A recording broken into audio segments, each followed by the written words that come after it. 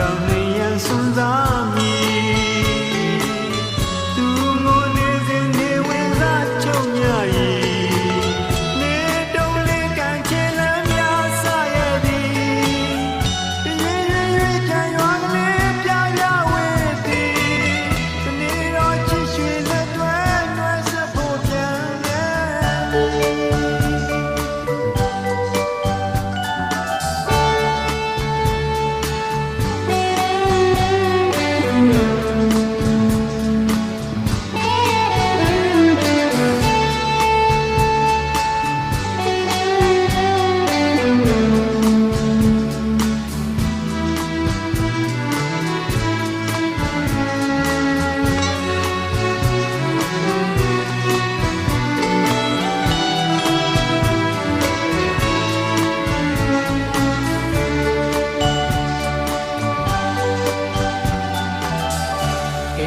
ချောင်းချလေပြီကံကြမ္မာတရားကရှင်ခွဲခွဲရပြီ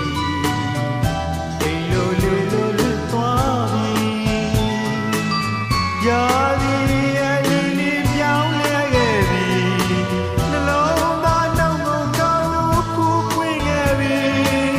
ဝေးရောက်ချစ်သူပြန်ရောက်တော့ကြခဲ့ပြီတဲ့တဲ့လည်းလို့တစ်စင်စကား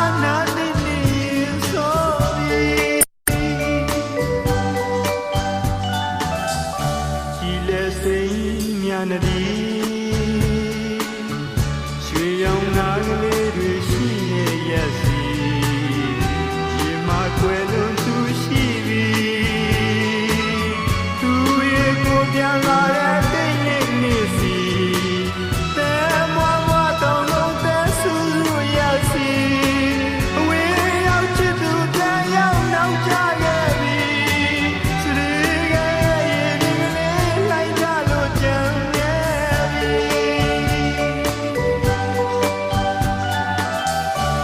ဆရာကလေးချစ်ချင်း